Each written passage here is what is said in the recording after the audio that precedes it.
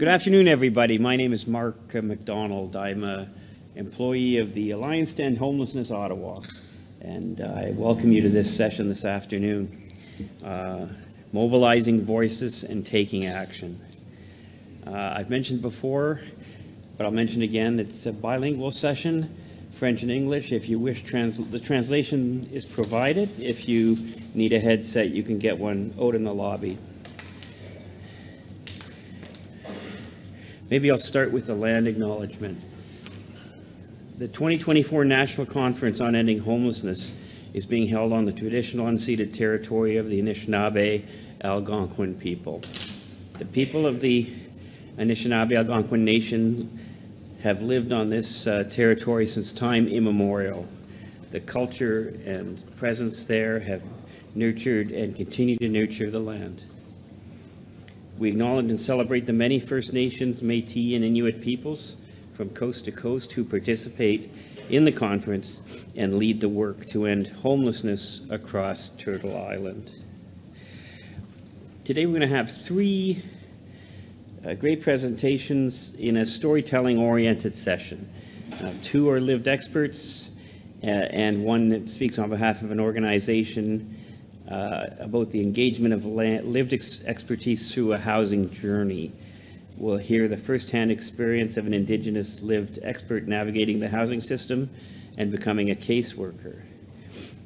Next, we'll hear from a lived expert from Edmonton about the challenges people face experiencing homelessness when trying to obtain accurate support service information, and how organizations can better facilitate the finding of this information. And then finally, we'll experience the key takeaways from a survey of lived experts that took place after they were housed to learn what helped them access and maintain housing. So first, we'll hear from Marilyn Contois. Second, from Ashley Camamero. And finally, Michelle Chapez will speak. And I'm hoping we have some time for questions after the fact, in English or French. So without further ado, I want to present Marilyn Contois from the Blood Tribe Department of Health, Lethbridge Wellness Shelter and Stabilization Unit. No worries. Thank you. Thank you very much. Yeah, I'll just introduce myself. Let's get the slide. You got it. This one? Yeah. Okay. Okay. So my name is Marilyn Contois. That's how I pronounce the last name. A lot of people out in Manitoba would also say Contois. I'm originally from Cowessess First Nation out in Saskatchewan. I've been living out in Lethbridge, Alberta in Treaty 7 territory since 2010, and I've been working out there with various agencies, a lot of different service industries actually, and I got scouted out to come to work at the Blood Tribe Department of Health as a case manager, helping the people there access wraparound supports, doing referrals, and sometimes keeping people alive, like they're in a medical emergency, and advocating for them to the paramedics and other healthcare professionals. I did go to school at the University of the Fraser Valley, Mohawk College, and the University of Calgary. I'll back it up to the time where I was homeless in Vancouver on the downtown east side. I stayed at a women's shelter near Oppenheimer Park, and I just want to say I never felt unsafe. I felt more safe in that environment than anywhere else. I worked at the library in Lethbridge prior to joining the Blood Tribe Department of Health, and I'd walk across the street to the gas station wearing my work clothes, which is casual attire, and I don't know how many times I got approached by usually Caucasian men in pickup trucks trying to pick me up thinking I was a sex worker. That's happened to me in Regina when I lived there in the hood. They call it Moccasin Flats. And I'd be walking my kids to school, and the same thing that would happen to me there. I'd be walking in the downtown east side, and I had people looking out for me. allies, people that were staying with me at the women's shelter, people that didn't know who I was but knew I was young, I was vulnerable, I was Indigenous, and I had a child with me. And they had that much respect for me. Some people would even give me a few dollars if they could afford to do that. And, you know, what brought me there was quite a few barriers that a lot of people are facing today. Not only that, there's even more barriers, especially since COVID ended.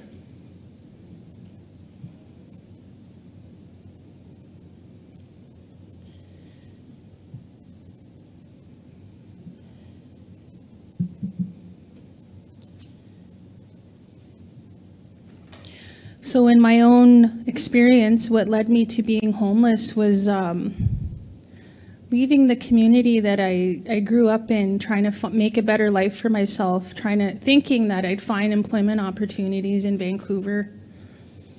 I had a really hard time gaining employment. Not only that, but a lot of the things I was going through in my personal life with regards to family violence, addiction, intergenerational trauma. These were key factors to leading to homelessness in the journey that I was on. I just want to share too that my mother is a survivor of residential school. She attended a couple residential schools out in Saskatchewan from the time she was 7 until she was 14. She never really talked about what happened there, but I know that it wasn't good. And when I had children, she told me, Marilyn, I want you to show your children love and affection and tell them every day that you love them. And she apologized for not doing that for me. And I believe that is why I put up with so much in the relationship with my kids' dad. I had 2 children before I left him. And in that, I think at the time when I was homeless in Vancouver, I had 1 child, and that was really hard because when we moved there, him too, he's Indigenous, he experienced a lot of trauma growing up, and when we moved there, he fell in love with crack, and that really impacted our family. He started becoming violent towards me, and I remember my auntie, my mom's sister, telling me, and it stuck with me, actually. I share those words a lot with people that I'm working with. You know, Marilyn, I'm really tired of telling you till I'm blue in the face that he's never going to change. You're stuck in a family of violence. I'm worried for you. I'm worried that one day this person's going to take your life, and I'm worried for the kids. And I hope that you realize it sooner or later that you've had enough. And then because I was in denial. And the day came was when they actually were trying to take my life. And I was being told stuff like, no one's ever going to love you like me. And I believed them because I was never told I love you. I was never shown love and affection. And the little bit of love and affection and the love that I was shown by the person I had children with, I was starving for that, and I was looking to fill a void, and I was looking for it in people. And some people, they look for it in other things. I think he was looking for it in crack. He was looking for it in his addictions. And some people look for it in gambling, other things, you know, things outside of yourself that cannot fill the void. So anyway, the job, I ended up finding a place to live. A lot of the landlords would not rent to me, like over the phone, or that they'd see my name, they didn't think I was Native, and then I'd show up and they'd come up with ridiculous reasons as not to rent to me, like, do you have a bank account with the Bank of Nova Scotia? And I'm like, no, I don't actually. And they're like, oh, well then you can't rent from us. And I'm like, is that actually a thing? I don't think it was, because on my way out of the building, I asked one of the residents, I'm like, do you have to bank with the Bank of Nova Scotia in order to live here? And apparently you don't. And I was like, oh, okay, yeah. figures, you know. But anyway, I always put my trust and faith in the Creator, and I you know, never, I always had faith that He would answer my prayers, and He helped me find a landlord that was really kind and gave me a chance and a place to live. And then after that, I was able to actually continue the search for employment. I ended up working for an agency in Vancouver called Prostitution Alternatives Counseling and Education Society. There was a partnered pilot project with United Native Nations. What it was is they were looking for Indigenous youth to do a survey on other Indigenous youth in Vancouver. And the survey was about homelessness. So I hit the streets with the other agency support workers that did the frontline work on the streets, and we would patrol the streets, go to all the different areas in the downtown east side, including the areas where a lot of the sex trade workers were working, and we would talk to the Indigenous youth, and we had a stipend for them, and we would do the surveys, and a lot of the answers were they came to Vancouver to try to find and build a better life for themselves. So that was really resonated with me, because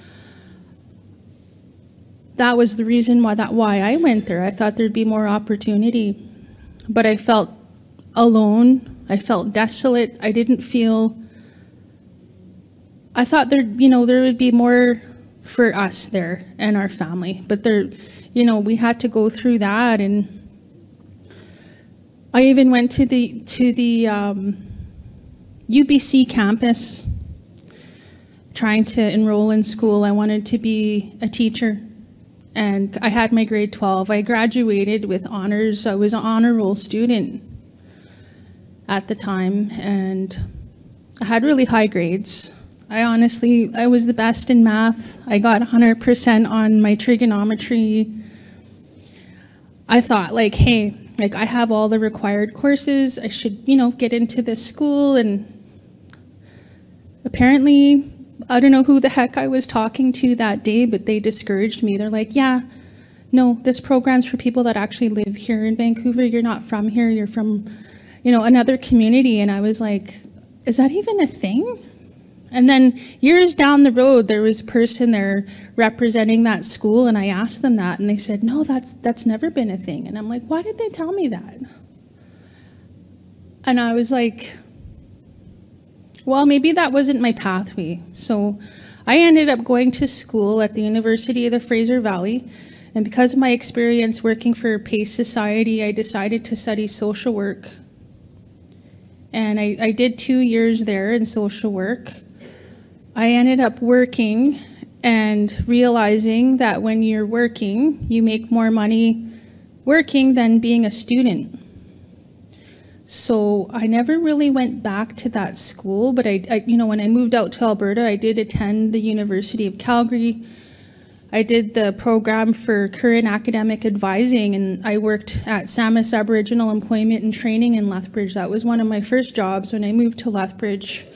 And I was able to help people either gain employment or help them with the funding for training to employment opportunities, or even going back to school for post-secondary education and helping them navigate the funding options that are there for them.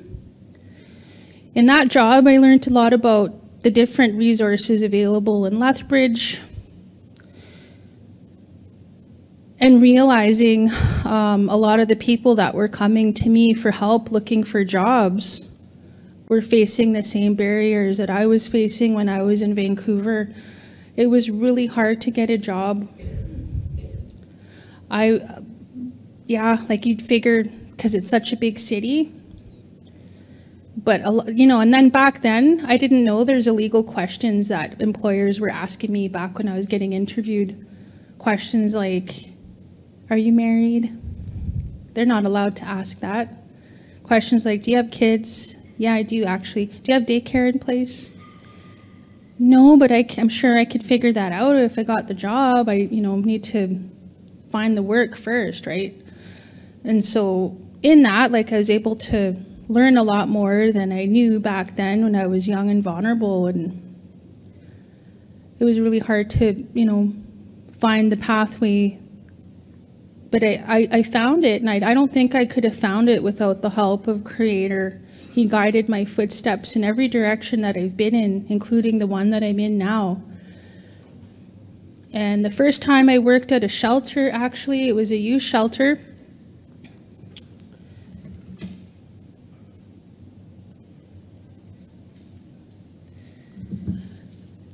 And I remember there was a young man that came through the doors, and this was after my lived experience, was fleeing abuse at home because his dad didn't accept him for being LGBTQ.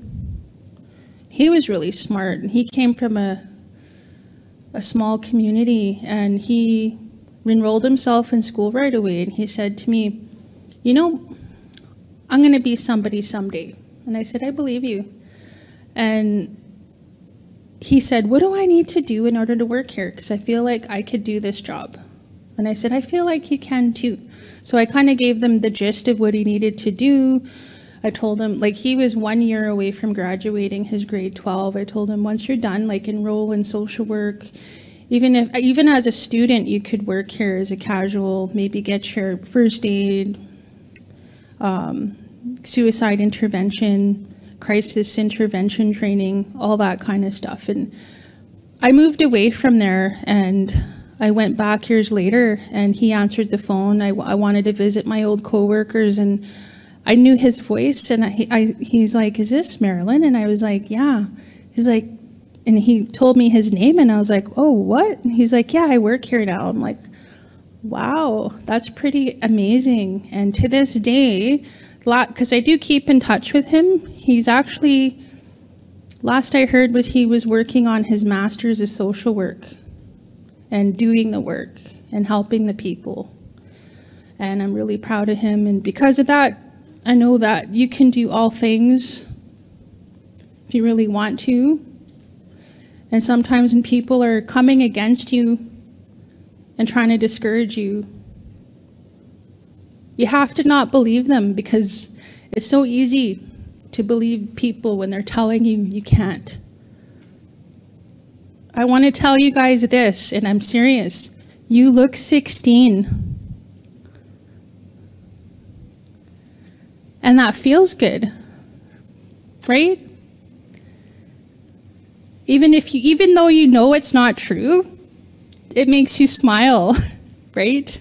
So when someone's telling you something opposite of that, if it's a negative thing that they're telling you, it hurts and it discourages you, and it's really hard to find your way. And I wanted to share something with you, a teaching about the buffalo. The shirt that I'm wearing, I found it at a powwow last weekend in Sullivan Lake, Alberta, right next to Red Deer. And yeah, it has a buffalo on it. It says, "We are powerful beyond measure." And when I saw that shirt, I knew that I had to wear it today when I'm doing this presentation. The other thing I learned a lot about moving out to Alberta since 2010 is I learned a lot about the buffalo. So I've been invited to a few of the buffalo harvests out there by some of the local elders, Dan Fox from Kainai, and that's right close to Lethbridge. And in that, I've learned to be the buffalo. I don't know if you guys know much about them, but when the storm comes, they don't face their back against it. They're facing the storm. When the storm comes and there's cows or horses, they turn their back against the storm. So metaphorically, like when the storms come, when the hard times come, remember to be the buffalo and face the storm. And I always remembered that teaching. So I'll speak a little bit about the work that I'm doing right now. Yeah, we've been operating the shelter since January 2023, and I went in not knowing where it was going to go because we were only given a year to operate. And I left a really good job. I worked at the library and was an Indigenous services library technician doing Indigenous programs and services. And I really wanted to help the people because I was already doing that way beforehand, and also I was helping a lot of that population anyway at the library, but not really helping them in the way I wanted to. I was helping them on the computer, helping them to print stuff off, helping them to print off their resumes, etc. Helping them to make a phone call to DOT, which is the diversion outreach team. They give people rides to the shelter from different parts of the city. So I'd be calling diversion outreach team for the folks there and helping them get back to the shelter, that kind of thing. And so when I was asked to come and work there, I did the best I could. I faced the storm. I've gave it my all, just like I did when I worked at the youth shelter, and in speaking with the clients that we're serving. We actually call them guests. And one of the shelters that my cousin works at in Saskatoon, I like how they call them relatives, helping the relatives. So we did a really good job. And, you know, I'd like to, I have bragging rights, actually. So the minister of the province of Alberta came down and announced that he was going to give us 3 more years. And so that was like, okay, we have 3 more years to run the shelter. We must have really did good. And he said, these were his words. He said, you know what? This is not one of the best shelters in Alberta. This is the best shelter. And I think the rest of the province needs to follow suit, is what he said. His name's Jason Nixon. You could follow him on social media. He said, I think the rest of the province needs to follow suit in doing an Indigenous-led shelter. And so not long after that, and I think even beforehand, I remember Enoch Cree Nation coming to the shelter and doing a tour and finding out how we're running the shelter, and it's in operation now. They have an Indigenous-run shelter in Edmonton, and I actually went to their presentation yesterday, so that was pretty cool. So yeah, and then he said, yeah, and I think the rest of the country needs to follow suit, and the rest of the world, you know. And what it all boils down to is we're looking for ourselves. We're looking for our home, when really, and looking at for it in other places, people and things. But what I know is this: every person that walks through the shelter, they might not have a roof, but they have the roof of the shelter, you know, covering them, but actually they were brought into this world, and this land, this earth is their home, each and every one of us. And we're all looking to matter. We're all looking to belong, and, you know, life and death, it's not far apart from each other. Like, I've seen people, one day they're alive, next day they're not. And like everybody, when you're born into this world, you have a spirit, and your body is your home. And so anything, life is fragile. Anything could impact your life, from health problems, the elements outside, the cold, the heat, drugs, alcohol, your body being impacted from various things that you're going through, including trauma.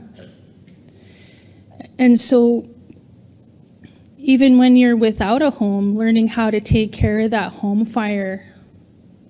And sometimes you can see that in people.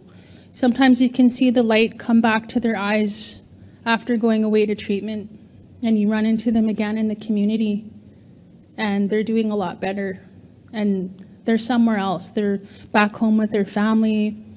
they found housing or they're in transitional housing. And then you see the people that don't have that light and they're barely hanging on and they need help. And I feel like a lot of us were put here to do that work. And I want to say that it's the Creator's work. And I feel like it takes a certain person to be able to understand and help the people. Not to be a hero, but to really actually care, because that's somebody's child, somebody's uncle, grandpa, mom, dad. I get phone calls from family and they're looking for their relatives there, and you know, they belong to somebody, and we all need to look out for each other, not only for ourselves, for the home fire that we carry within ourselves, but the home fire that everybody else has. And your words have power. Whether it's negative or positive, there's life or death is in the power of the tongue. If someone tells you you're not going to make it, you're never going to amount to anything, why are you even trying? Like, I've been told that. And I believed him. No one's ever going to love you like I love you. And, oh, you're just washed up, or, you know, damaged goods, you know, all these different stuff. And I really think we need to be careful about the words that we put out there, because that's fuel to the fire. And I think we need to be able to put positive words out there and give people hope and let them know that there's a future for them, not just their current situation, but trying to understand. And I guess too, that's why I went through all of that. In the time that I was enduring that, I asked God, like, why am I going through this? And then the day came when I worked at a shelter and saw a young lady with her children, and realizing, like, hey, you know, I was able to understand. It's something I couldn't have learned at the university in a book. I kind of went on and already talked about this, but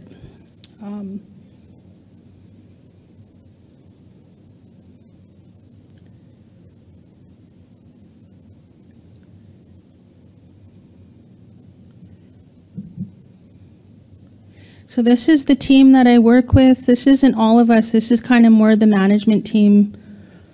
I'm on the very far left. The lady in the middle is here. She's doing a session right now in another room. Her name is Suzanne. And this is at the shelter. So like I said before, barriers impacting communities and families, intergenerational trauma, unhealed family relationships, family violence, addiction, and addiction support services are available. Homelessness and lack of affordable housing, that's huge right now. There really is a lack of affordable housing.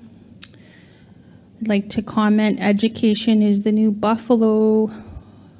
Buffalo was what supported the people back before colonization, and now you need to have education in order to survive.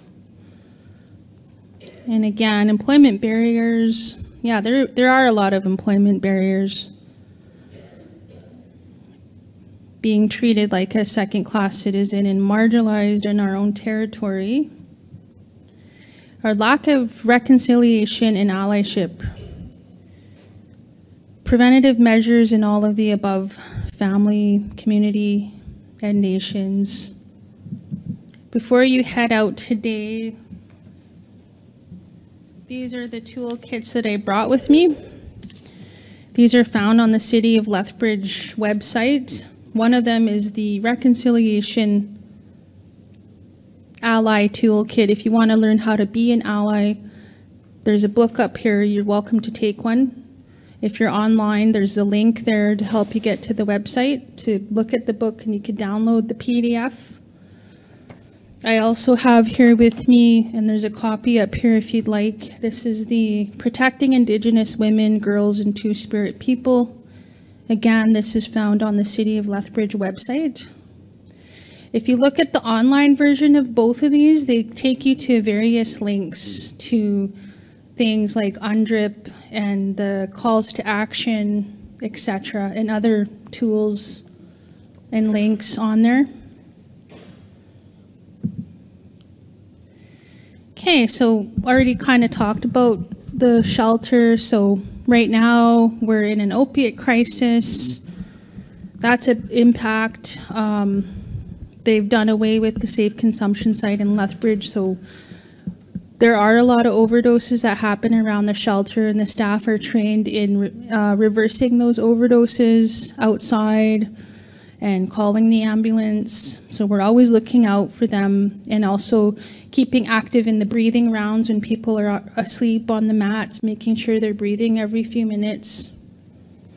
There's a lot of help there with recovery and housing.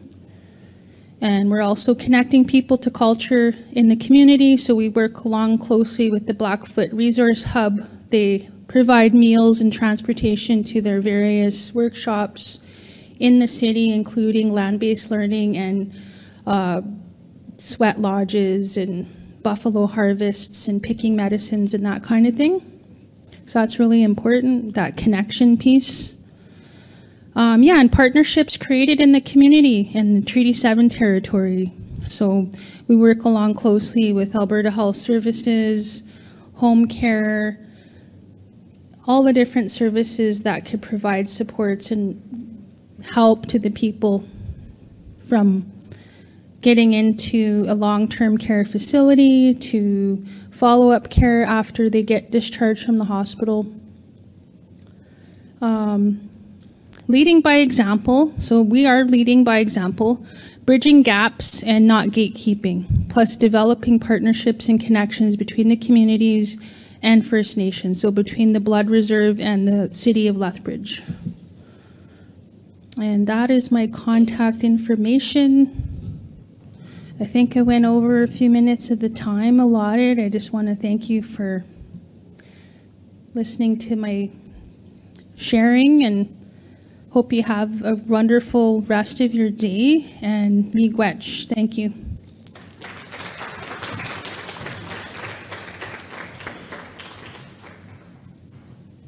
Well, thank you very much, Marilyn. That was very inspiring. Just as an aside, most of my advocacy work is in veterans support, and the best province in the country to be a homeless veteran in other words, the province with the most supports is definitely Alberta. Alberta is way ahead. Anyways, so I'm happy to hear that it's working in other dimensions of the challenge as well. So our next speaker is Ashley Camamero from the University of Alberta. She's going to discuss reaching unhoused people. And we'll just get her set up here.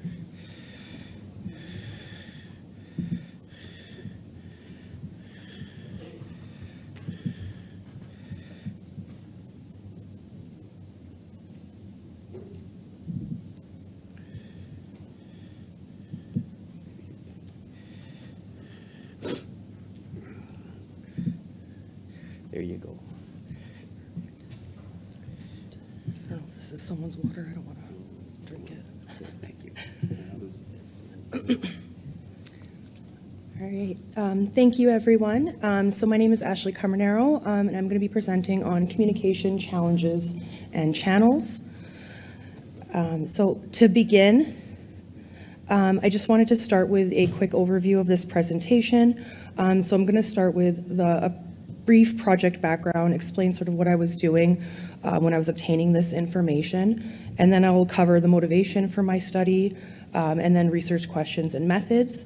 And then I'll spend most of my time in sections 4 and 5, where I'll go over research I used to inform my study, including some of those key communication practices, and then finally my key takeaways.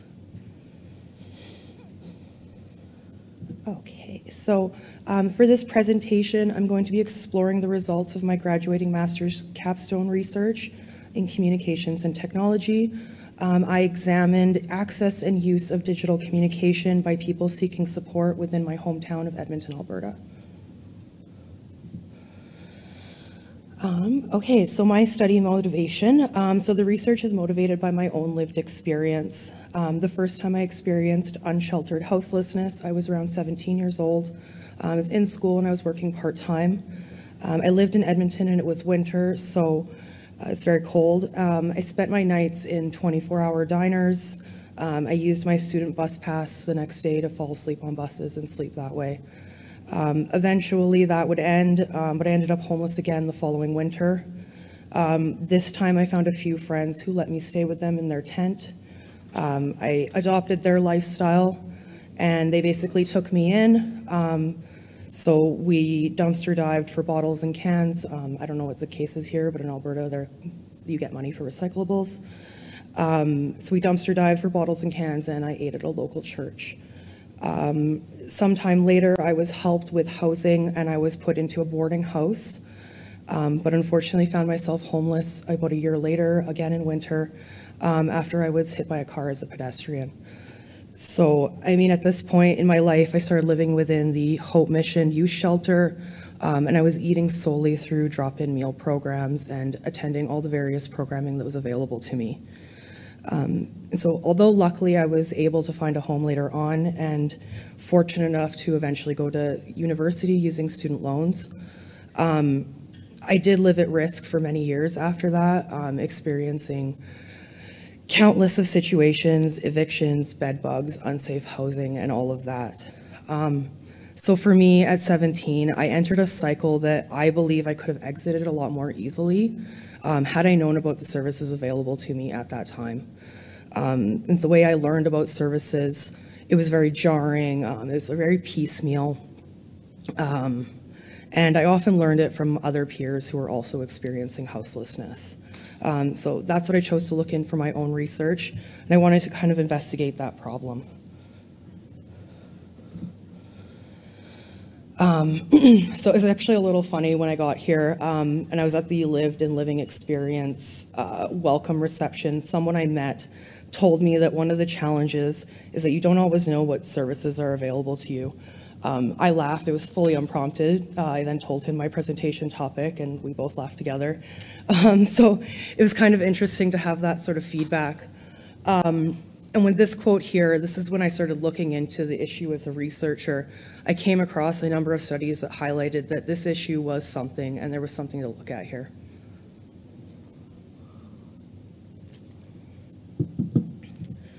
Okay, so some of the research questions I was trying to answer for my paper, it was a technology, communications and technology degree, so focus was on digital communications. But I looked into how communication channels were being used by current nonprofit organizations within Edmonton. If there was any potential for digital communication to be used, and the types of barriers that might impact an unhoused person's ability to access information, particularly with digital communication channels like websites and social media. So to answer those questions, I collected data using two methodologies. I performed a content analysis. I essentially just reviewed 64 Facebook posts from a local nonprofit, and just looked at their audience and what they were trying to do. And then I also interviewed 6 people. 5 people were experiencing or had experienced houselessness in the past, or were currently, sorry. And 1 person worked in the industry. Okay, so moving into the bulk of my presentation, and some of the things I learned from my past research. So before I went into my own study, I wanted to start off and ground myself to see what was actually happening. So I did a situational analysis to review. I'm sure many of you folks already know a little bit about this, but I found that many of the strategies for resolution included governments providing community organizations grant funding with the mindset that those community organizations would have a better understanding of the communities that they lived in and their needs, and would be able to better facilitate their services. So that all made sense to me, but it did mean that the communication of services fell to, It did mean that communication of services fell to the nonprofit organization, from what I could tell. So then I looked at nonprofit groups, and the research I was reading essentially said that they were highly overburdened, increase in funding priorities, there was a high demand of service need, increase in workload, and then tons of limitations that prevented them from doing the things that they wanted to do to actually help. One of the quotes I read while I was looking through this was someone expressing their frustrations and saying that being part of this process came with a need for evidence-based everything. So you had to prove to donors where their funds were going and everything, and there's only so much time, so these folks were already being spread pretty thin from what I was seeing here. And then I also wanted to look at the landscape for communications itself. And so what I was seeing was an expedited growth in digital communications. So all you folks, I'm sure, are aware, AI is coming in pretty heavy now. There's an expectation of access where people assume you have an email or a phone. And then there's the integrations with other industries such as health and finance. So more and more we're being asked to use digital tools for those type of things as well. And it's just becoming very prevalent in our society. So another thing I really wanted to look at was who was the audience we were trying to speak to. So when we're trying to provide information to unhoused people or even low-income people, who exactly are we looking at? So I really started to dig deep, and I learned that most of the information out there defined people by, by either their housing status or whether or not, their housing status, so whether or not they lived in a shelter outdoors, they were couch surfing, temporary accommodations, perhaps living in an institution or at risk. And then it also looked at the length of time that they were unhoused, so whether it was chronic, episodic, or transient. I also noticed that definitions seemed, not all definitions, I'll give you that, but some definitions seem to exclude certain people, so hidden homelessness, I mean, the word in itself speaks for it. So people who weren't necessarily getting counted through those point in time counts, they were often missing, and then people who were at risk were often missing.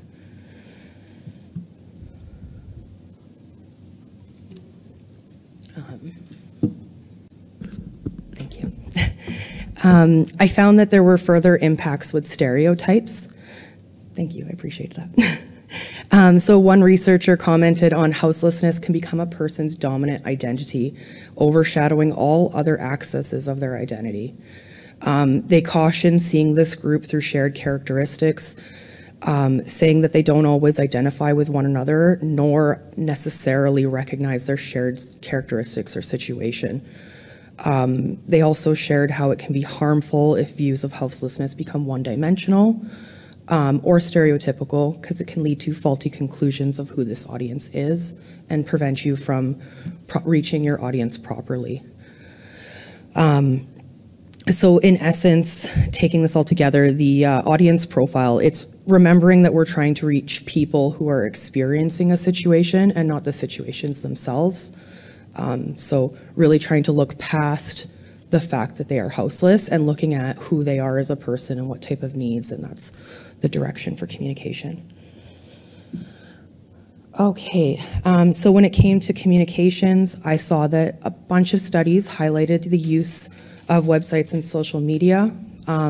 So for example, Bandari and Son 2021 explored a highly active Reddit community where people would seek advice and gain information from both peer-to-peer and support workers, so it was both.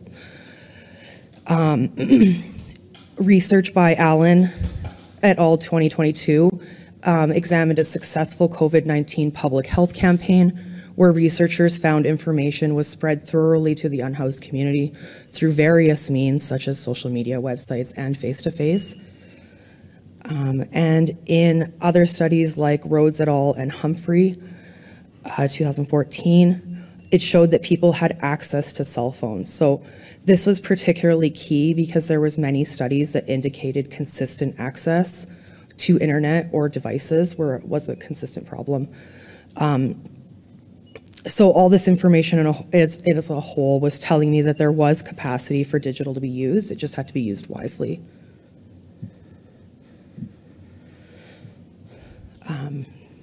Yeah, so again, there's the evidence of challenges with consistent connectivity and access, but again, reiterating that the research did show that most of the time people did have access to some sort of device or cell phone. It was also found that there was a distaste for phone communication because it led to a highly bureaucratic conversation in real time. Email communication was also not preferred because it caused a lot of mental strain. And then finally, when they looked at print communications, researchers found that it was a good channel to use at select times, and it was really good for providing it was a really good passive and undemanding method to provide people some information.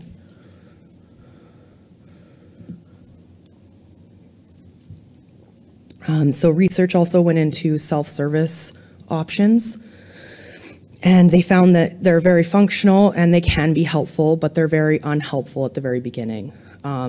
So when someone is in that initial information finding phase and they're feeling distressed or impatient, it's actually more stressful to go through those services, the self-service options. And throughout most of the studies I read, I'm sure this is no surprise, there was an undeniable preference for face-to-face communication throughout all of it.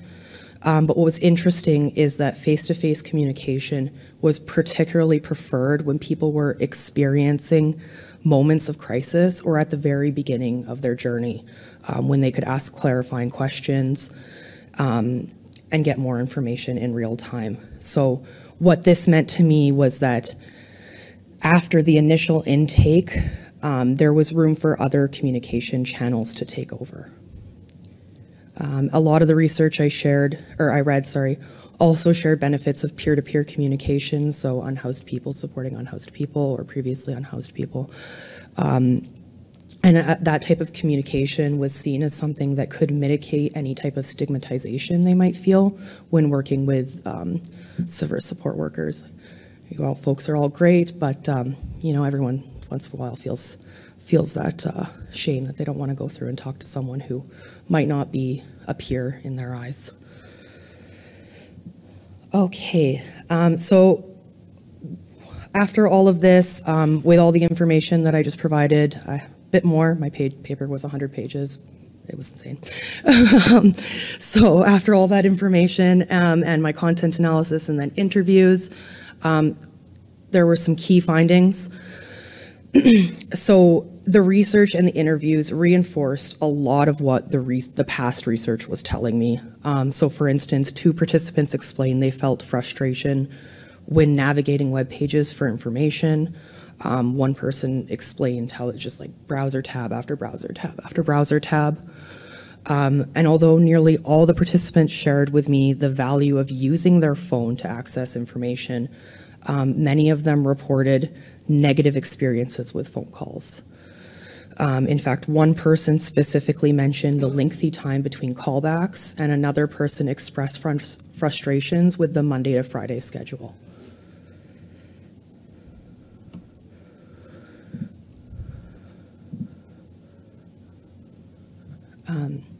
When it came to access to a cell phone, they all reported that they had a phone, but did comment on consistency with access and connectivity. Some of my participants indicated that they needed to use the library computers at some occasions, and then others stated that they needed to use free Wi-Fi zones in order to access online information. So, in essence, as I said before, digital communication can be used, but it should be used wisely. Many of the participants I spoke to highlighted the value of in-person communication as well, particularly when they were feeling distress, and how that type of communication can help alleviate that distress. Overall, the research that I read and the research that I did, it supports having both options. So I know in this day and age it's getting harder and harder, but having an online and an offline option will really help reach people. One quote that I really appreciated as I was reading, it was from Krebs and Bonnaroo, 2009. They said, "As the communication menu grows, We need not view these options as dichotomous choices, but instead pick and choose among them to meet the needs of different people at different times for different topics.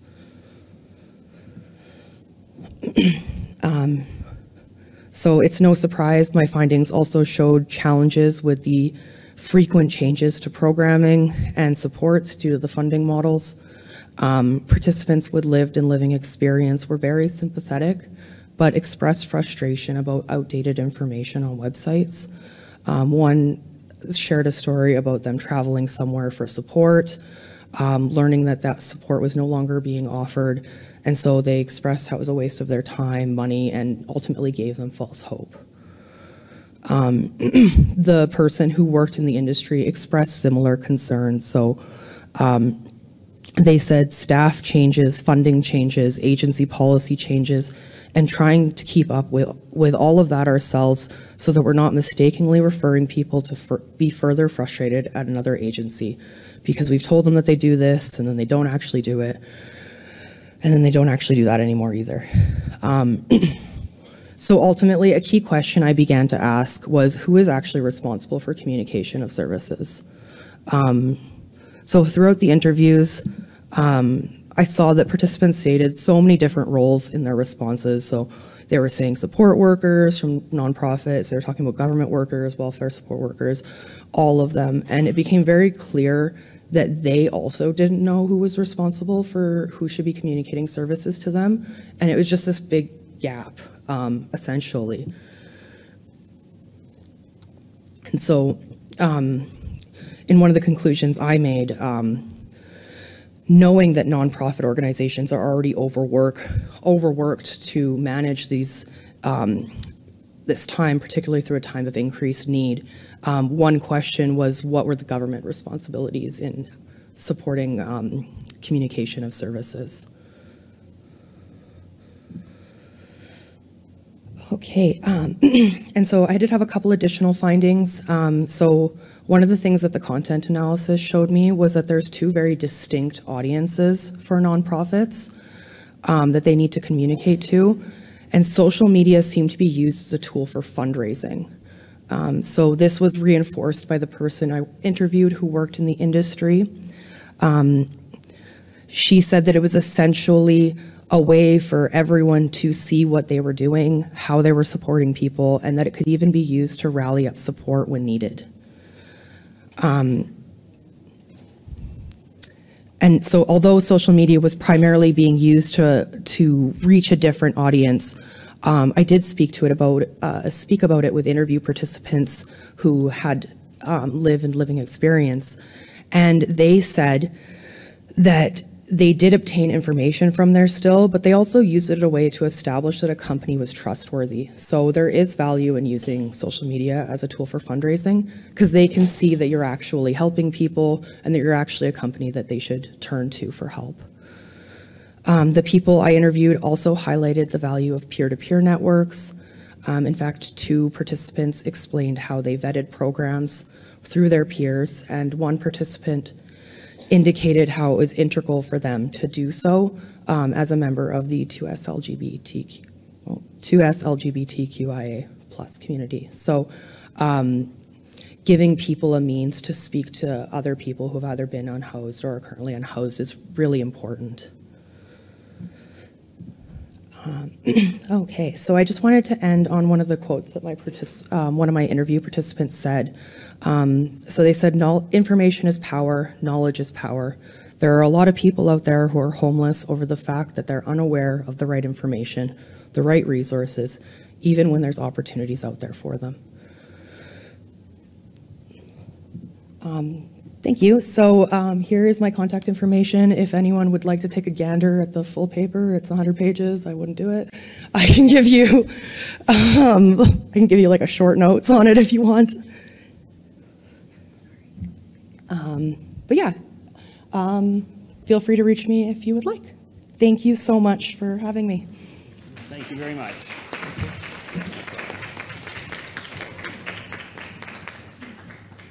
Our next speaker comes to us from Montreal, and she's going to present the results of a study that the Mouvement pour mettre fin à l'itinérance à Montréal found when they conducted an interview project. So Marilyn, Michelle Chapaz. sorry, Michelle, my mistake. I'm sorry. Now we gotta find you. But you, let's get her set up here.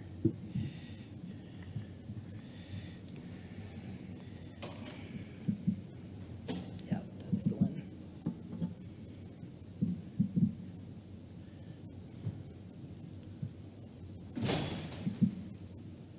How's that? Merci. Merci, Miigwech. Oui, bonjour. Donc, mon nom est Michelle Chapaz. Fait plaisir d'être ici aujourd'hui. Je vais parler en français, mais je comprends l'anglais si jamais vous avez des questions après. Je voulais vous parler d'entrevue qu'on a réalisée avec des personnes logées. Mais avant de faire ça, je vais reconnaître que je viens de Tiohtià:ke, qui est Montréal, qui est un territoire non cédé autochtone. Et aussi vous dire que, quoique moi je n'ai pas vécu en situation d'itinérance, j'ai vécu de la très, très grande précarité pendant de nombreuses années. J'ai été à risque plus d'une fois de me retrouver à la rue. Et je considère que c'est les loyers très, très abordables de Montréal à l'époque qui m'ont permis de ne pas tomber à la rue. Je laissais ça là. Mais ça veut dire que j'ai une très grande sensibilité à cette question. Et quand on parle de logement d'abord, qui est une approche qui aide vraiment les gens à se retrouver un logement après avoir été dans la rue, je me demande tout le temps, mais qu'est-ce que les gens pensent de cette approche-là? Puis j'ai entendu des gens pendant cette conférence dire « ça m'a sauvé la vie ». À plusieurs, parce que je suis participée à d'autres conférences au fil des ans. Mais je me disais, à Montréal, c'est quoi que les gens disent quand ils accèdent à un logement? Qu'est-ce qui les a aidés? Qu'est-ce qui a été le moins aidant? Puis, qu'est-ce qu'on devrait peut-être ajouter à nos programmes pour soutenir ces personnes? Fait que ça, je vais revenir.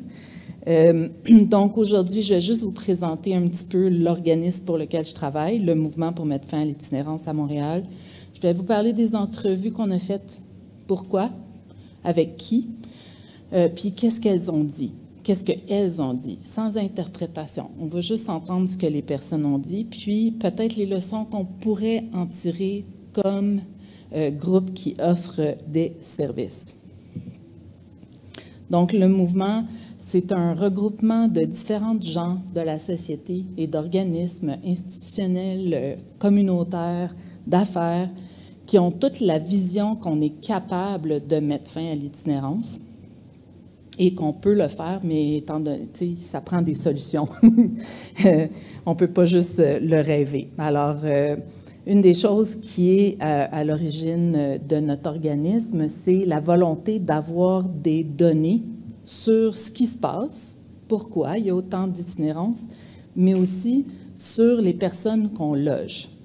Fait que le mouvement tient un tableau de bord. C'est un... Je ne sais pas si j'ai mis une photo. Non, je n'ai pas mis une photo parce que je ne suis pas visuelle. On tient un tableau de bord de nos membres qui logent des personnes qui sont issues de l'itinérance, qui ont vécu dans l'itinérance. Et on voit, par exemple, juste pour vous donner un exemple, dans les 2 dernières années, nos membres et partenaires ont logé 1187 personnes. Mais sont qui ces personnes-là? Puis, ce qu'on ressort, c'est que souvent, il y a un portrait type de la personne logée. C'est un homme d'un certain âge, probablement de plus de 50 ans. Mais qu'est-ce qu'on fait avec les femmes? Qu'est-ce qu'on fait avec les personnes racisées? Qu'est-ce qu'on fait avec les personnes autochtones? On en est où? Fait qu'on a toutes ces questions-là, puis on s'est dit, on va aller chercher des réponses auprès des personnes elles-mêmes, les personnes premières concernées. Donc, on voulait, comme je vous dis, creuser les données du tableau de bord, surtout en lien avec cette intersectionnalité-là dont on parle. On voulait entendre les personnes elles-mêmes. C'est quoi qu'elles aiment comme pratique? Qu'est-ce qu'elles n'aiment pas comme pratique?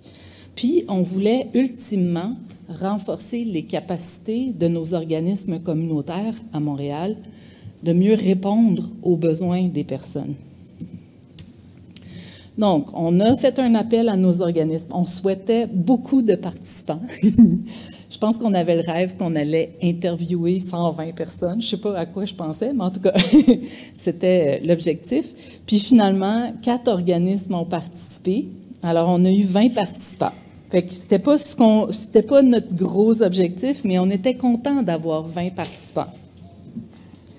Et pour que vous sachiez, on les a payés pour leur participation. On trouve ça extrêmement important que les experts puis les personnes ayant un vécu soient reconnus comme ces experts-là.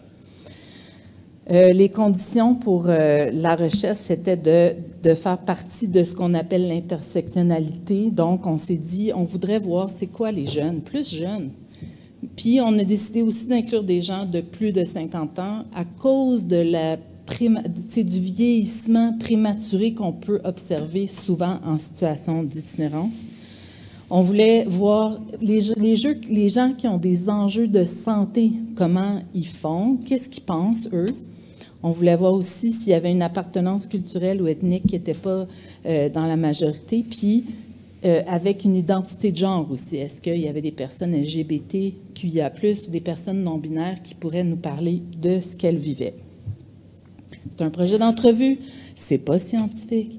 On n'était pas du tout là pour sortir ça de l'université, c'était pas l'objectif. C'était de parler, d'avoir des vraies conversations avec les gens.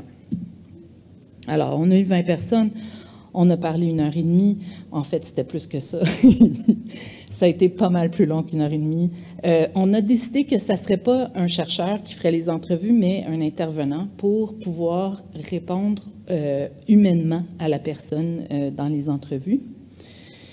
Et aujourd'hui, je vous présente la partie qualitative. On a essayé de faire des sondages quantitatifs, mais c'était un trop petit groupe de gens pour que ça soit porteur de réponses. Alors, on avait 10 hommes, 9 femmes, 1 personne non-binaire. Ensuite, 12 personnes de plus de 50 ans, ce qui reflète quand même les données qu'on a sur les personnes logées. C'est une proportion pas mal équivalente. On avait 8 personnes de moins de 30 ans, 4 en couple, 1 personne veuve, 15 célibataires. 6 avaient terminé leurs études universitaires, 12 leur secondaire, puis 2 leur primaire. On leur a demandé de, eux, nous dire s'ils voulaient, évidemment, s'ils avaient des problèmes de santé physique ou de santé mentale, ou les deux. Alors ça, c'est les proportions qu'on a observées. Ensuite, ça, c'est le nombre de jours sans domicile. Alors, on a été surpris de voir que la grande majorité, 12 sur les 20, c'était une question de jours. Ils avaient été en itinérance 2 ou 3, 4, 5 jours. 4 l'avaient été pendant des mois et 4 pendant des années. Alors, on voit que c'est très variable aussi, le parcours. Il y avait 1 personne autochtone, 8 Québécois et 11 qui appartenaient à d'autres cultures variées, dont du Maghreb, Inde, il y en avait de l'Afrique du Sud aussi. Il y avait 3 personnes qui parlaient anglais, 17 français. Ensuite, il y avait 17 hétérosexuels, 3 personnes qui s'identifiaient comme LGBTQIA+. Puis ce qu'elles ont dit, alors on leur a demandé qu'est-ce qui a été le plus aidant pour accéder puis te maintenir en logement. Puis sans surprise, ben, il y en a 15 qui ont dit ben, c'est la qualité des interventions qu'on a eues, la relation qu'on a eue avec l'intervenant, l'intervenante. Après ça, ils ont dit, ben c'est le fait qu'on a eu nos besoins de base de combler, parce que sans ça, on ne peut pas rester en logement. Fait qu'on a eu de la nourriture, on a eu un revenu suffisant, on a eu un logement abordable. Puis après ça, bien évidemment, l'accès au logement à loyer modéré, juste ça tout seul, ça a suscité 7 réponses. Maintenant, juste pour qualifier, c'est quoi la qualité de l'intervention? Bien, c'est d'avoir senti qu'ils ont reçu de l'aide, qu'ils ont été écoutés profondément, qu'on a fait aussi de leur situation une défense de droit, qu'on a fait des liens avec leurs propriétaires pour eux et avec eux, et qu'on leur a offert une fiducie. Puis les besoins de base, je vous en ai parlé, la sécurité, l'aide financière, l'aide à l'alimentation, l'aide au déménagement, Les électroménagers, c'est fou. Ça coûte tellement cher qu'avoir des électroménagers dans son logement, déjà, quand on emménage, c'est comme un soulagement. Un accès à un logement modéré, bien évidemment que le fait qu'on a des subventions qui permettent de louer un logement au prix, tu sais, que la personne paye 25% de ses revenus, c'est vraiment important. Ensuite de ça, par exemple, il y a eu toute la question de savoir à l'avance qu'est-ce qui allait se passer dans le processus. Ça, c'était essentiel. Ils nous l'ont tout dit, ça. J'aurais aimé ça, le savoir au début, comment ça allait se passer. Ou quand j'ai su que ça allait se faire de même, ça m'a rassurée. C'est des choses comme ça qu'on a entendues. Alors, qu'est-ce qui a été moins aidant? Puis je ne vous surprendrai pas en vous disant que l'intervention non adaptée. Fait que ça, c'est intéressant parce que à la fois, l'intervention est la chose la plus aidante pour accéder et maintenir un logement, mais elle est aussi la chose qui peut être le plus grand frein à l'accès au logement.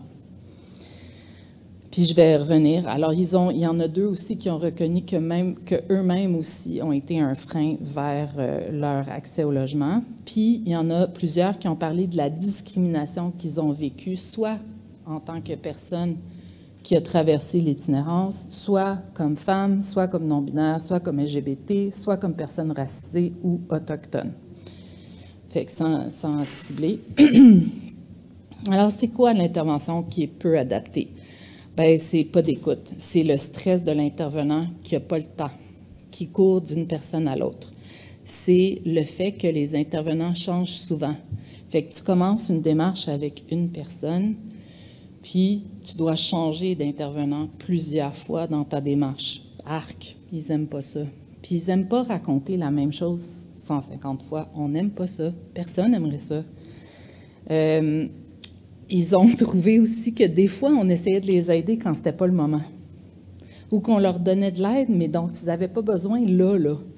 Ils auraient, tu sais, ou alors les services sont axés sur ta consommation, alors que toi, ce que tu as besoin, c'est ta santé mentale. Fait que ça aussi, on va revenir après à qu'est-ce que ça veut dire. Ils ont dit que le fait que c'est toujours l'intervenant qui parle au proprio, c'était positif d'un côté, mais en même temps, c'était plate parce qu'eux, ils ne créaient pas de lien avec le propriétaire. Ils trouvaient que parfois, dans les édifices qu'on leur trouvait, c'était pas assez sécuritaire, qu'il y avait trop de problématiques autour, sur la conso, surtout. Le fait qu'on n'ait pas le droit d'inviter des gens quand on a un logement, ils n'aimaient pas ça. Ils ont senti aussi parfois qu'on leur faisait de fausses promesses.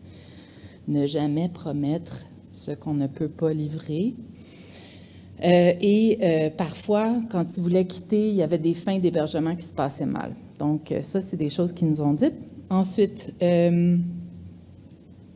ils ont parlé de biais puis de discrimination, comme je vous l'ai dit, par les voisins, les propriétaires, des équipes médicales, des intervenants, des thérapies de groupe. Entre eux aussi, il pouvait y avoir de la discrimination.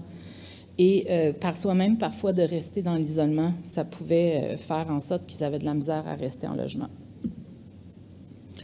Alors, on leur a demandé, bien, qu'est-ce que tu aurais aimé avoir quand tu as intégré un logement? Puis, il y en a beaucoup qui nous ont dit qu'ils auraient aimé des activités pour se développer. Il y en a beaucoup qui nous ont parlé du fait qu'il manque de logements abordables, salubres, et propres, et assez grands, et tout, et tout. Fait que ça, c'est vraiment notre devoir collectif de pallier à ce problème-là. Et ils ont parlé aussi qu'ils auraient aimé avoir une intervention peut-être plus adaptée à leurs besoins du moment. Alors, j'arrive avec plus de détails là-dessus. Donc, les activités. Ça, c'est des belles suggestions qu'ils nous ont faites.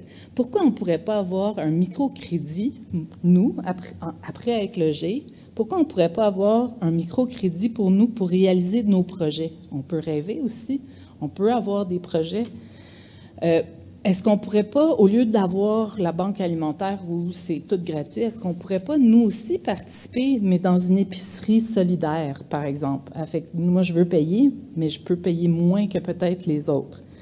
Oui, des activités extérieures pour réapprendre la vie avec le groupe, de sortir de mon petit chez moi. Des activités pour aider au développement personnel, que ce soit l'auto-soin, l'estime de soi, tout ce genre d'activités-là. On aurait aimé avoir accès à des spécialités, psychiatrie, médecine, infirmière, tout ça, évidemment. On aurait aimé des ateliers pour mieux se préparer à l'entrée. Il y en a qui, après beaucoup de temps, savent plus faire le ménage, l'hygiène, la cuisine et tout ça. Il y en a qui auraient aimé de l'aide avec le budget, avec leur santé mentale. Même, il y en a certains qui nous ont dit qu'ils aimeraient ça, apprendre l'Internet pour les débutants, là. Ensuite, ils aimeraient construire des activités avec d'autres organismes pour qu'on puisse s'entraider. Puis, ils aimeraient apprendre eux-mêmes à chercher puis à demander de l'aide. Comment je fais pour savoir où je peux avoir de l'aide? C'est eux qui nous ont dit ça. Après ça, ben, on voudrait un édifice avec des services spécifiques à sa problématique. On a réitéré l'importance d'avoir des portes aux chambres, ne plus jamais faire des ressources où il n'y a pas de porte, s'il vous plaît. Avoir un bail à son nom.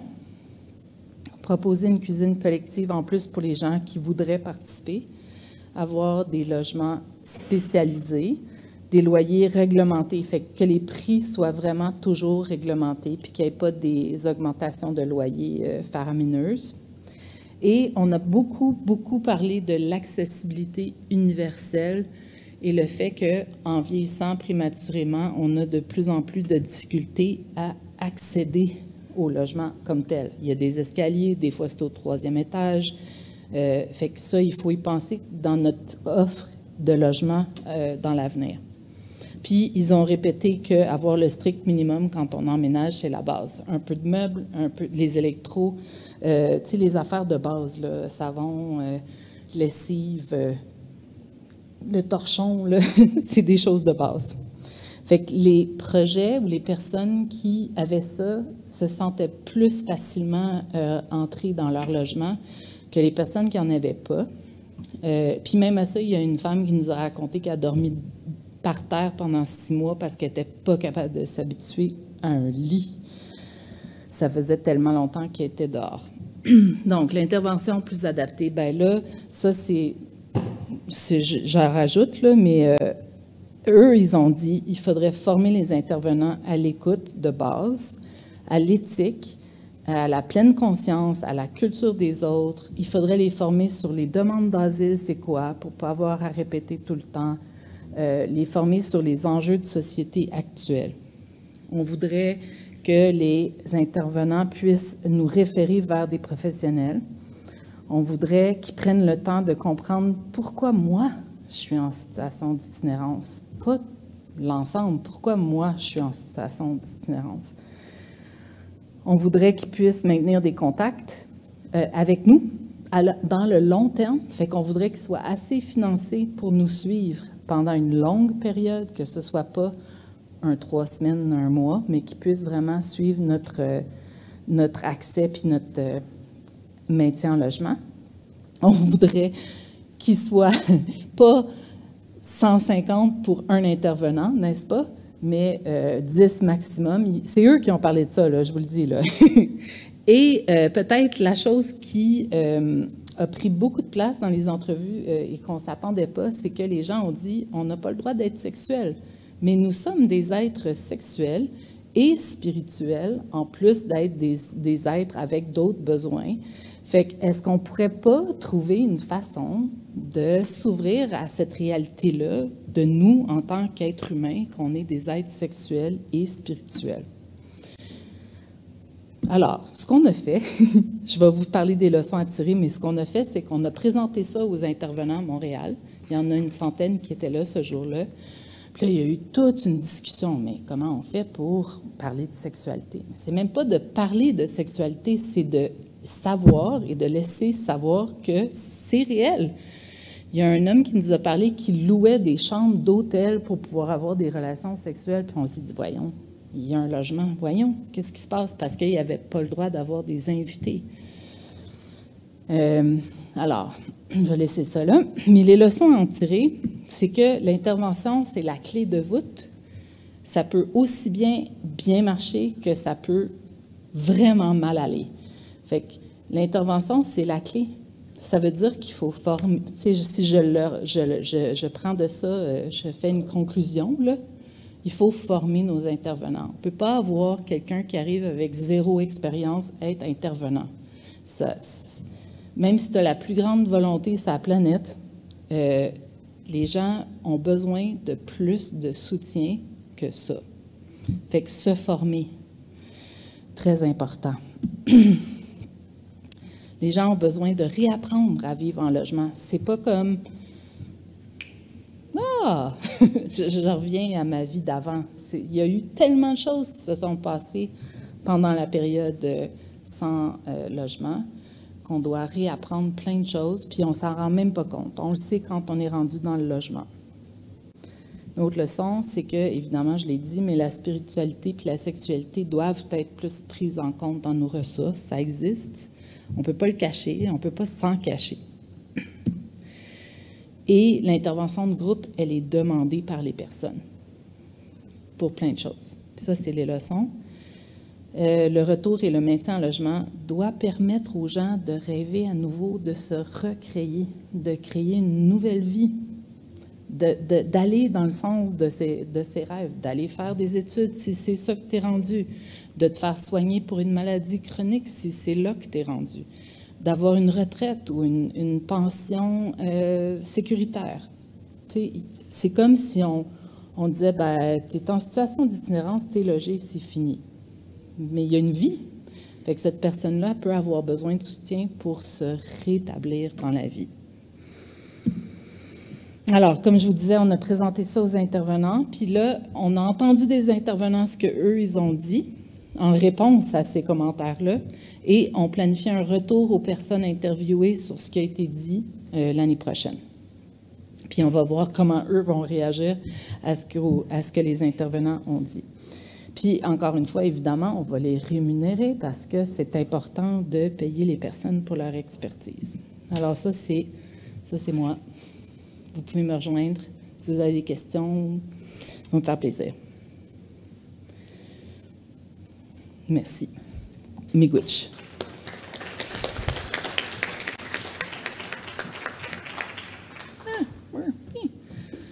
Je suis pas capable. Thank you very much, Michelle. That was very interesting. Very interesting, as all the presentations have been today. We have 9 minutes. If anyone would like to ask a question, the microphone's going to come to you. Just let us know who you are. Please.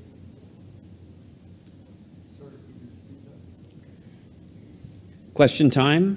The mic will come to you. Please let us know if you have any questions. You're welcome, sir.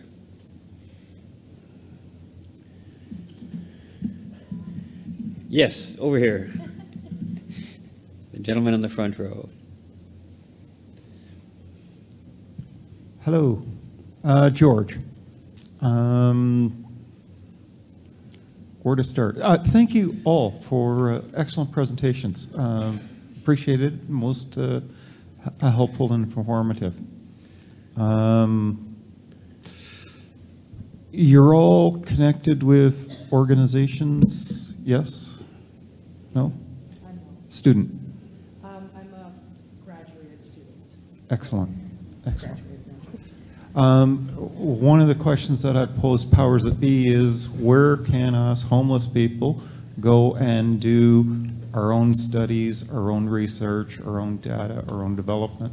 You know, as a technologist, you know, I have a real appreciation for data leads to information, leads to knowledge, leads to wisdom. We don't own any of that. You know, the by names list is not ours, you know, and yet if I had access to who was on that, you know, I might be able to get roommates faster. You know, so, you know, there's a lot that we're excluded of, and that's where I'm going. At a certain point, Michelle? Part of what I was trying to ask you maybe to repeat in English was your last comments around intervention, because it almost was sounding like there was a need to have intervention on those trying to explore their sexuality, and I'm not getting a sense that that was what you were trying to get. So if you could kind of clarify that in English. No, I think the conclusion was intervention workers need to be trained. That's absolutely undeniable. Everyone said that. The comment around sexuality is that we should all take that into account. We're human beings. We have sexuality and spirituality. We're not just one-dimensional, houseless or housed. So it's this notion that our programs are not adapted to this idea that we're full human beings. That's what they said. Thank you. I'll give up the mic. If there's more time later, I'll ask other questions.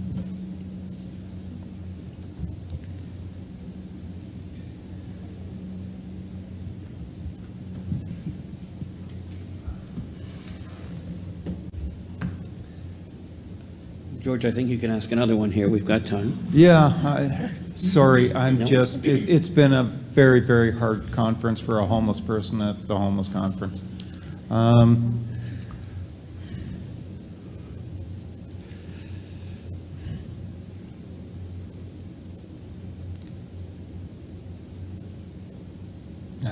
I haven't got it, sorry. Brain is too fried. Maybe you'll have it tomorrow. Yeah, I would like the entire research document that you created. For and, sure, yeah, absolutely. Talk about it later. But I think I want to tell you, George, that what you're saying about places where people in the situation need to happen, I totally agree with you. We had that conversation earlier at the Caucus Quebec that there's going to be a committee with people with lived experience to inform policy. So I think we have to, all of us, go in that direction, absolutely. But your question, where we can go to do research, is pertinent. Mais c'est ça, mais c'est pertinent comme question. Thank you. That's great. Anybody else? Sorry, I just want to add, you can go and access any library, not just the public library, but the campuses.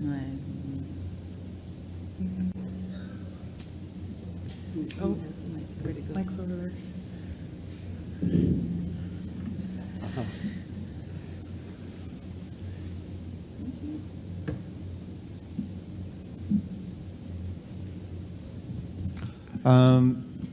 Don't say that to me, please. No. And here's why. Have a level of intelligence that at some point, because of 25,000 unpaid hours and nearly 30 years of living the reality, and only 5 of it going, chasing, what's going to work, is 25 years of going, need to create. Over 16 years of saying, where's my development space? 14 years of getting back from one local organization that a social innovation center is an identified gap in our community. And even a social innovation center is not optimized for homeless people. So when I go to the library, I'm like, oh, great, I get, an hour on the computer, but that computer is designed for something other than my needs. Because as soon as somebody comes and talks to me for 3 minutes, oh, I've lost all my work because it logged me out, okay?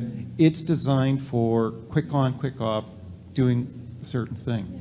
And when I'm struggling at a level of homelessness, my ability to focus is challenged. And then when I finally do get focused, somebody comes by and robs my stuff. So thank you, but a library is not a development environment. We need people that, I don't want to, but too many powers that be on the political side of saying, oh, just go to the library. And I want to try and say to them, you go to the library, but I'm still deleting explicatives, and they've walked away. It's go to the library, as a power that be, try to do your job there, and then let me have your office for a week. Finally I can get to getting something done. But that's where I'm coming from, is when my development environment goes from a homeless shelter to an unheated bus shelter. I'm looking for stones to make tools with. We have no equity here. Okay, thank you, George, for that perspective. Well, I think it's time to wrap up here, if there's no more questions. So I'd like to just ask for another round of applause for Marilyn, Ashley, and Michelle. Thank you very much for the intimacy of this session and the intimacy of what you've had to say. And I look forward to seeing you tomorrow and at some point in the rest of the conference. Thank you very much. Thanks. Thank you, everybody. Marcus.